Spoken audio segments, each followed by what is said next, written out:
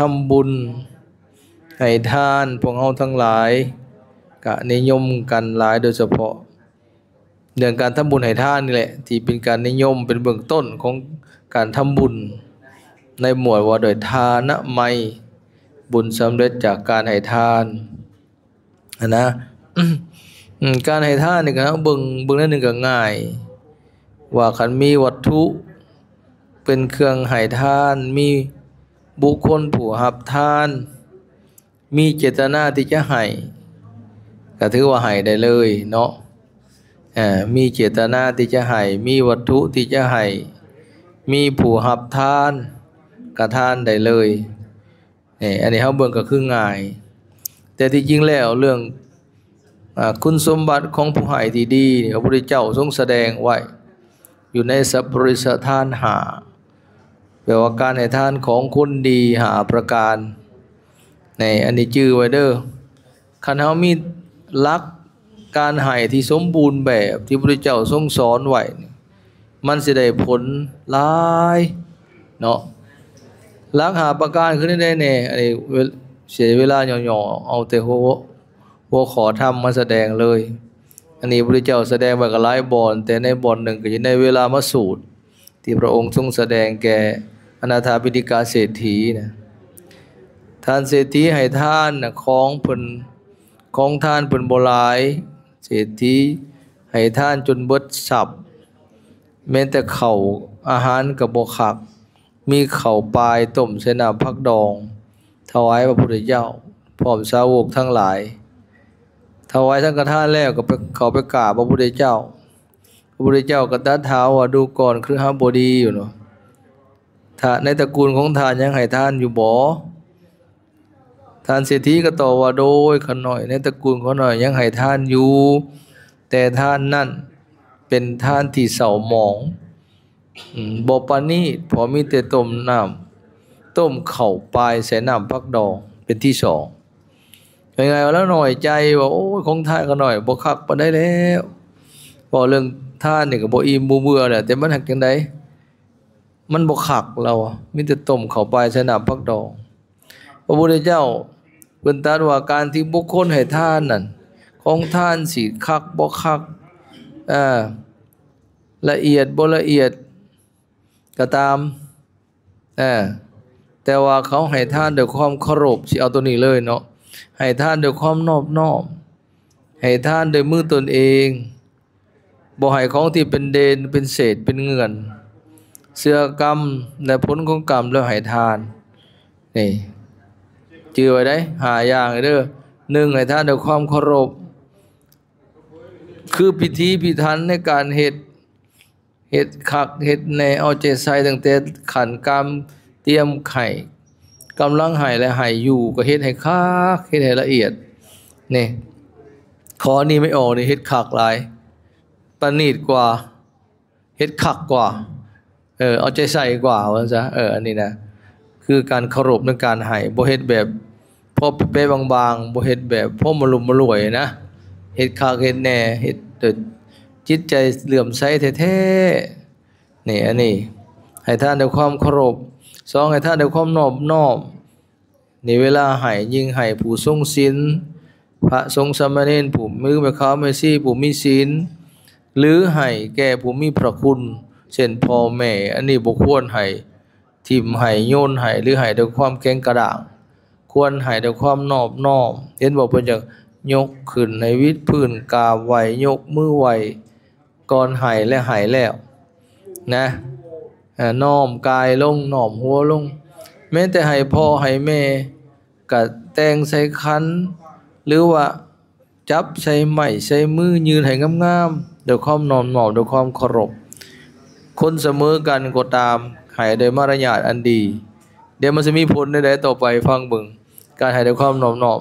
3ให้ด้วยมือตนเองนี่ให้เฮ็ดเองทำเองเห็นบ่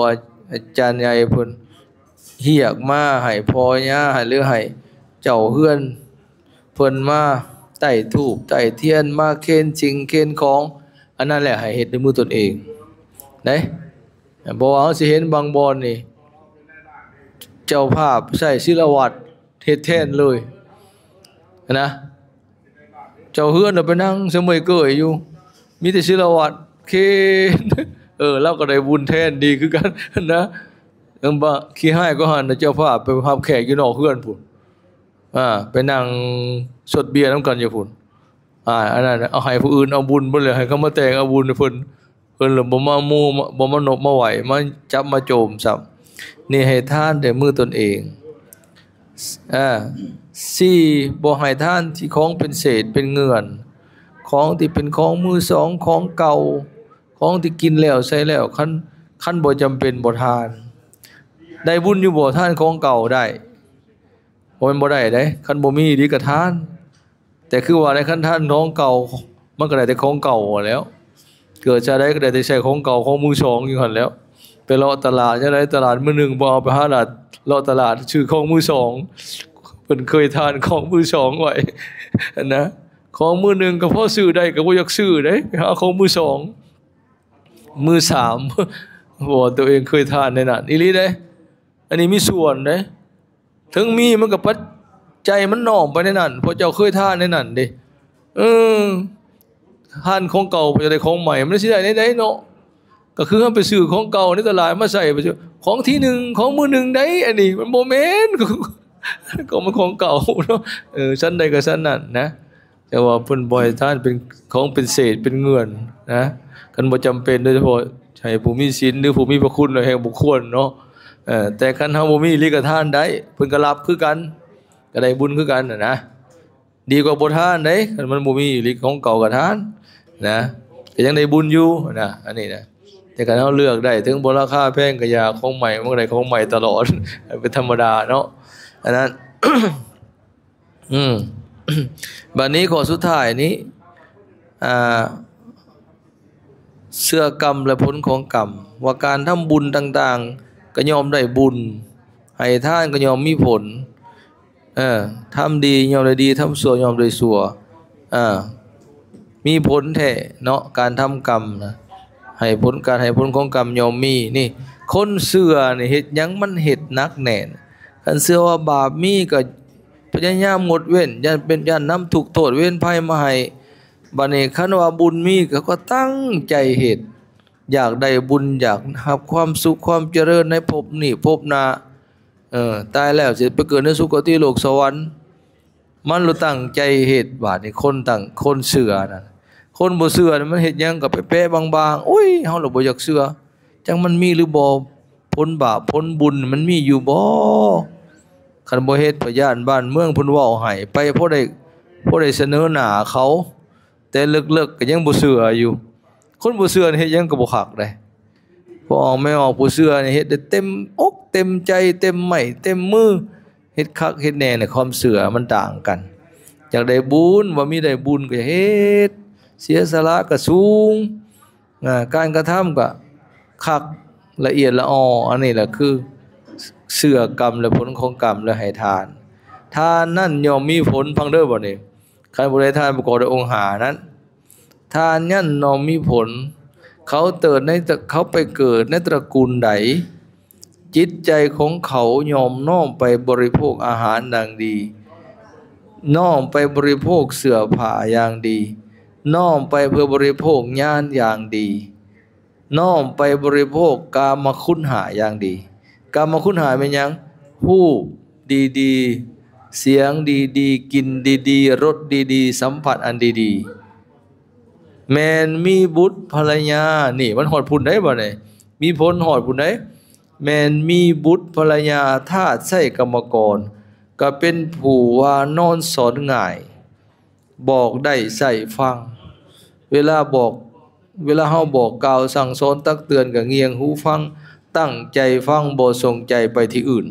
พุ่นน่ะให้ทานบ่แม่นธรรมดาได้มีผลของหลวงของล้านพุ่นใดเด้อคันคุณสมบัติมันพร้อมด้วยองค์5นี่จื้อไว้เด้อ1สรุปคือให้ทานด้วยความนอบน้อมให้ทานด้วยความเคารพ2ให้ทานด้วยความนอบน้อม3ให้ทานด้วยมือตนเอง4บ่ให้ของสิเป็นเศษเป็นเงื่อน5เสื้อกรรมและผลกรรมแล้วให้ทานนั่นบ่แม่นธรรมดาเด้คันโกงกันข้ามก็กินนี่โอ้ยเสียบาดนี่ ให้ท่านด้วยความบ่เคารพให้ท่านด้วยความบ่นอบน้อมบ่ให้ท่านด้วยมือตนเองให้ท่านของที่เป็นเศษเป็นเงินบ่เสื่อกรรมและผลกรรมแล้วให้ท่านนั่นก็มีผลคือกันได้แต่ว่าใจเขาสิบ่น้อมไปบริโภคอาหารอย่างดีบ่น้อมไปบริโภคเสื้อผ้าอย่างดีบ่น้อมไปบริโภคงานอย่างดีบ่น้อมไปบริโภคกามคุณหาอย่างดีได้รูปก็บ่งามได้เสียงก็บ่ม่วนได้กลิ่นก็บ่หอมบ่คักได้รสก็บ่แซ่บบ่นัวได้สัมผัสก็หยาบคายบ่อ่อนบ่นุ่มทั้งนี้ก็เพราะเขาให้ท่านด้วยความบ่เคารพนะมีทาสใส่กรรมกรบุตรภรรยาก็ว่ายากสอนยากเวลาบอกสั่งสอนก็ทรงใจไปที่อื่นบ่ตั้งใจฟังบ่แยงหูฟังเป็นเพราะเขาให้ท่านด้วยความบ่เคารพนั่นเห็นบ่จังซั่นอย่าเฮ็ดลิ้นเด้สรุปแล้วอยู่ที่ความเคารพความเคารพนี่สูงสุดการให้ท่านด้วยเคารพคือข้อที่ตอนต้นนั่นแหละ5ข้อนะคันข้อเสียก็ให้ท่านด้วยความบ่เคารพก็ประกอบด้วยองค์5คือการกงกันข้ามกันอันนี้อะสัพปริสทาน5บ่แม่นท่านบ่แม่นท่านของสัตบุรุษท่านของคนบ่เอาใจใส่ท่านบ่ดีว่าซะ5อย่างเบื้องหลังนี่นะนั่นบ่แม่นเรื่องง่ายได้บ่มึงเอ้ยเอาอย่าว่าโอ้ยให้ทานพอแล้วไปบ่แม่นได้เอาสังเกตเบิ่งโลดบางเทื่อบางคนนี่มีทรัพย์แต่ลูกหลานดื้อนั่นเห็นบ่ลูกหลานเป็นคนดื้อเป็นนักเลงก็มีบางคนพ่อแม่ก็มีทรัพย์ลูกหลานก็ดีบางเทื่อพ่อแม่หรือว่าตัวเองทุกข์ยากนะแบบนี้นะแต่ลูกหลานดีก็มีนะให้บอกมันได้อย่างเสียอย่างนะให้ท่านด้วยความน้อมอยู่ผัดบ่มักให้บ่นี่ผู้มักให้แล้วก็ด่านี่เห็นบ่ให้พ่อให้แม่ลังคนก็จมน้ำด่าไปน้ำก็มีอยากให้อยู่ให้ไปแล้วความให้ด้วยความรำคาญเนี่ยนี่ดูบ่แล้วลูกหลานมันสิเพิ่นคืนได้บ่นี่ลูกหลานสิบ่พังความเพิ่นได้น่ะเพิ่นให้ไปน้ำให้ได้จมไปน้ำที่ว่าแม่ขอรู้พ่อขอเลื่อยทั้งจมทั้งหายนี่ให้เดี๋ยวก็รำคาญให้เดี๋ยวก็ด้วยมารยาทอันบ่ดีด้วยความแข็งกระด้างพอแล้วลูกหลานมันก็เป็นเฮ็ดสิคืนนี่นั่นแล้วเห็นบ่จังซั่นคุณสมบัติ5ประการดังที่กล่าวมาเนี่ยโอ้พิจารณาคักๆโมเมนต์ธรรมดาได้คันเฮาเฮ็ดได้นั้นดีดีพระพุทธเจ้าได้สอนแต่มาเอาคำเพิ่นมาสอนเด้แต่มาคิดเองเด้แต่ว่าคันเฮาเฮ็ดได้คือดังกล่าวมานั่นดีแท้ๆได้ผลแท้ๆเนาะอันนี้บ่แม่นธรรมดาเนาะจึงฝากไว้ให้ท่านแสดงมาก็เห็นว่าสมควรแก่เวลาจึงขอยุติเพียงเท่านี้ในท้ายที่สุดนี้ขอน้อมด้วยคุณพระพุทธพระธรรมพระสงฆ์บุญกุศลใดที่กระทำไว้จงปกป้องคุ้มครองให้ญาติโยมทั้งหลายมีเจ้าภาพเจ้าทาสเป็นเข้าจงประสบพบแต่ความสุขความเจริญด้วยอายุวรรณะสุขะพระปรารถนาสิ่งใดอันเป็นไปโดยชอบประกอบด้วยธรรมขอจงสำเร็จตามความมุ่งมา่ปรารถนาจงทุกสิ่งทุกประการด้วยเถิด